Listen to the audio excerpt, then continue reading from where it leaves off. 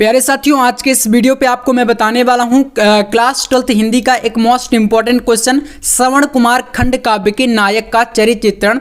तो कैसे करना है चरित्र चित्रण, 5 नंबर का ये क्वेश्चन है। अगर आपके भी जिले में श्रवण कुमार खंड काव्य पूछा जाता है तो आपको इस वीडियो को पूरा लास्ट तक देखना है। और अगर आपके जिले में कोई दूसरा आता है तो भी आपको मैं जो है हर एक जो भी खंड काव्य है आपके हिंदी में सभी का एक एक वीडियो लेकर आने वाला हूँ, तो आप चैनल को सब्सक्राइब जरूर कर लीजिएगा। चलिए कैसे लिखेंगे, यहाँ पर देखिए, पहले आप लोग यहाँ पर देखिए लिखेंगे कि श्रवण कुमार जो कि किसके द्वारा लिखा गया है, तो डॉक्टर शिवबालक शुक्ल द्वारा। तो आपको ये परिचय पहले शुरू में जरूर लिख देना है।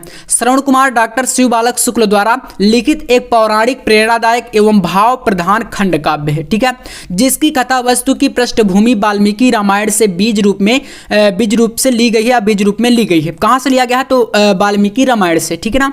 अब देखिए यहां पर लिखेंगे, और कवि ने अपनी कलात्मक काव्य प्रतिभा से उसे युगानुरूप यानी कि समय के अनुसार परिवेश में पुनरुद्भाषित करने का प्रयास किया है। बस इतना सा परिचय देना है। उसके बाद हम लोग लिखेंगे यहाँ पर जो कि श्रवण कुमार खंड काव्य के मेन नायक क्या हैं, श्रवण कुमार ही हैं। तो यहाँ पर इनका आप देखिए कैसे करेंगे चरित्र चित्रण।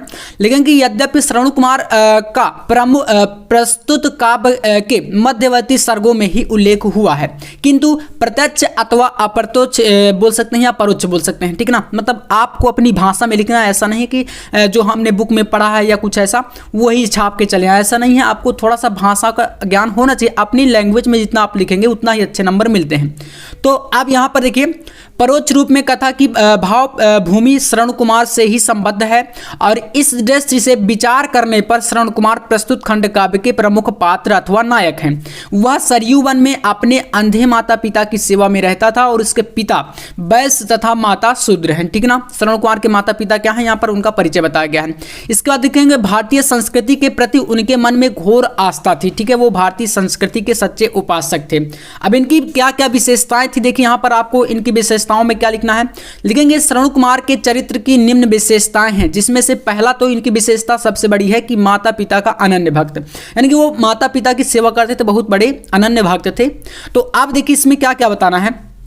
लिखेंगे श्रवण कुमार अपने माता पिता का अनन्य भक्त था। वह दशरथ के बाण से आहत होने पर भी अपने माता पिता की चिंता में कहता है। अब क्या कहता है, जब उन्हें जो है दशरथ जी ने बाण मार दिया था तो फिर वो घायल हो गए, और आहत होने के बाद भी वो अपने माता पिता के लिए क्या कहते हैं, यहाँ पर देख सकते हैं। इसको आपको लिखना है, याद कर लीजिएगा, काफ़ी आसान सी 4 लाइन है। तो ये अगर लिख देंगे तो थोड़ा सा नंबर जो है बहुत अच्छे तरीके से मिल जाते हैं। लिखेंगे, मुझे बाण की पीड़ा संप्रति उतनी नहीं सताती, पितरों के भविष्य की चिंता जितनी व्यथा बढ़ाती, तात माते के लिए विश्व में शेष न अब है अवलंबन, था सीमित सर्वस्व मुझी तक मैं ही था उनका जीवन। तो अगर आप चाहें तो इसको लिख सकते हैं, मैं कि लिखना तो है ही, अगर अच्छे नंबर चाहिए तो ये आपको पहला विशेषता इनका जो है बता देना, ठीक है ना। अब इसके बाद दूसरा यहाँ पर इनकी विशेषता क्या है, आत्मसंतोषी और निर्द्वंद्व। तो आत्मसंतोषी मतलब आप समझ ही गए होंगे, इसको आप अपने से बना के भी लिख सकते हैं अगर एक बार समझ लेंगे। तो जैसे यहाँ पर आप लिख सकते हैं कि श्रवण कुमार वन्य पदार्थों से ही अपना जीवन यापन कर परम संतुष्ट हैं, और वह किसी को पीड़ा नहीं पहुंचाते, ठीक है ना। वह प्रकृति के संपदा यानी कि जो प्रकृति से उनको मिल रहा था, संपत्ति कहें तो पेड़ पौधे जो भी दे रहे हैं, ठीक है ना, फल फूल वो भी चीजें, तो ये प्राकृतिक वस्तु हैं, तो वो प्रकृति की जो संपदा है उन्हीं से अपना पालन पोषण करते थे, ठीक है। और यहाँ पर देखिए, वन्य पदार्थों से इसमें आप ये लाइन भी लिख सकते हैं, वन्य पदार्थों से होता रहता मम जीवन निर्वाह है, ऋषि हूं नहीं किसी को पीड़ा पहुंचाने की उर में चाह। और मतलब यहाँ पर मेरे अंतर मन में या इच्छा नहीं है, ठीक है ना, किसी को दूसरे को कष्ट देने की। तो ये इनका सेकंड जो है विशेषता है। अगली विशेषता में आप लिख सकते हैं, देख सकते हैं, त्यागी, निश्चल तथा निरपराधी। इसका मतलब क्या है कि श्रवण कुमार वन में रहकर एक त्यागी निश्चल जीवन बिताने वाला युवक था, और वह जानते हुए कोई अपराध नहीं करता था, ठीक है ना। मतलब बहुत ही अच्छा चरित्र है श्रवण कुमार का।